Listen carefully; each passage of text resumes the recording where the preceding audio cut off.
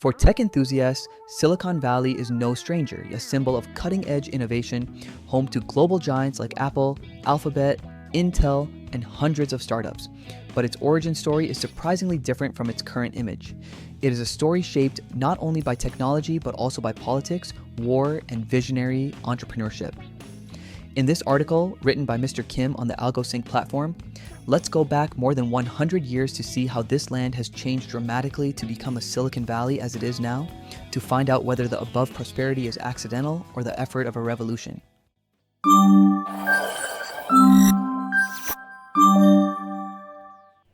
Santa Clara, America's fruit basket. Over 100 years ago, the area now known as Silicon Valley was Santa Clara Valley. Nestled south of the San Francisco Bay and flanked by the Santa Cruz and Diablo mountain ranges. The valley was a fertile agricultural land, producing vast orchards of apples, apricots, cherries, and other temperate fruits. At its peak in the early 20th century, nearly 8 million fruit trees painted the landscape in vibrant colors, earning it the affectionate nickname, the Valley of Heart's Delight. The California Gold Rush of 1848 also contributed to the area's growth. The state's population surged from under 20,000 to nearly 400,000 by 1855, creating a bustling economy fueled by mining and related industries. Among the influential figures of the era was Leland Stanford. Unlike many who gained wealth from gold, Stanford built his fortune in the railroad industry, heading the Central Pacific Railroad and completing the first transcontinental railroad in the U.S. This monumental project connected the East and West Coast, accelerating migration and trade, and cemented Stanford's political influence. He served as a U.S. Senator from 1885 until his death. Tragedy struck the Stanford family when their only son, Leland Stanford Jr., died at age 15. In his memory, Leland and his wife, Jane Stanford, founded Leland Stanford Jr. University in 1885, today known simply as Stanford University, located just 16 miles from Santa Clara. This institution would later become the bedrock for a technological revolution. Stanford University turning ideas into impact. Compared with the prestigious Ivy League universities in the Northeast, Stanford was a newcomer, yet it distinguished itself by emphasizing science and engineering rather than law or politics. Its focus was clear: train engineers and develop breakthrough technologies. The Great Depression in 1929 posed major challenges. Federal funding dropped by over 40% from 1929 to 1932, and student enrollment fell by 15% as families struggled financially.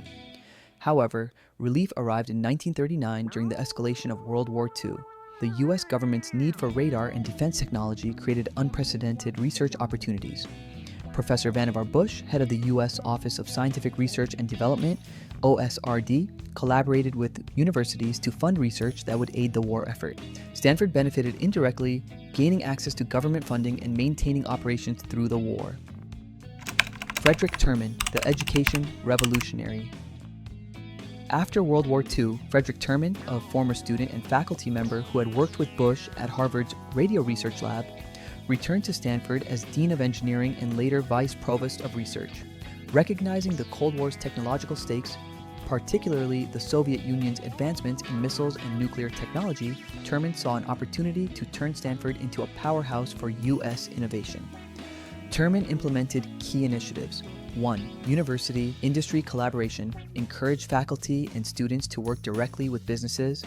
Graduate students became research interns solving real-world problems, while faculty served as technical advisors. 2. Funding for innovation redirected resources from purely academic labs to support student startups, providing both financial backing and infrastructure. 3.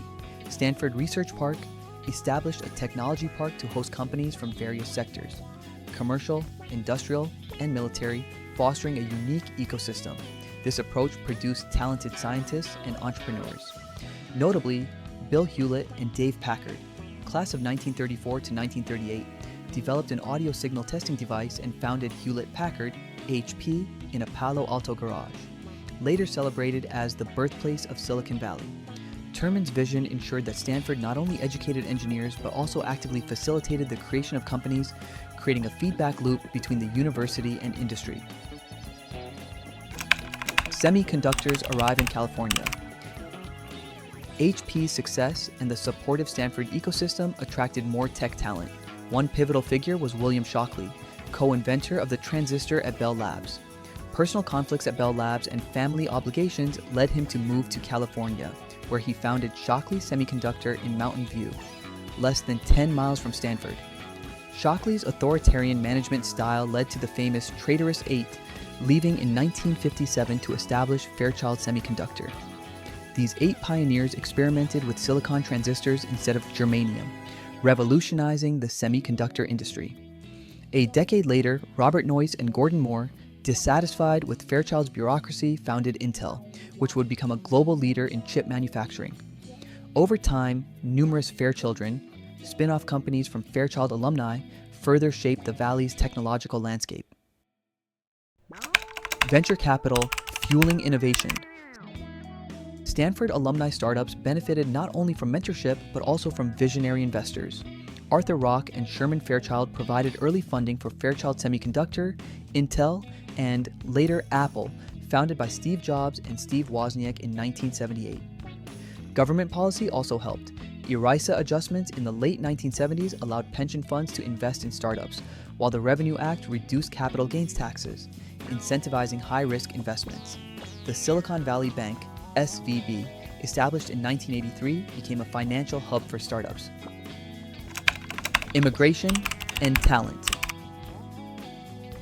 The Immigration and Nationality Act of 1965 opened U.S. doors to highly skilled professionals worldwide. Stanford's proximity to Silicon Valley enabled it to attract top talent, blending practical skills with entrepreneurial drive, fueling groundbreaking inventions. Silicon Valley today. By the 21st century, Silicon Valley had become more than a tech hub. It became a startup incubator, producing unicorns and reshaping industries globally. According to Deloitte, over a third of companies reaching $1 billion in valuation from 2010 to 2015 were located here. Companies like Netflix, Airbnb, and Uber disrupted traditional industries, proving that Silicon Valley innovation continues to set global standards. The name Silicon Valley no longer just describes a region, it symbolizes innovation, collaboration, and a culture of risk-taking that has become a model for tech hubs worldwide. If you found this helpful, please like, subscribe, and share it. Your support keeps us creating. Thank you, and see you in the next video.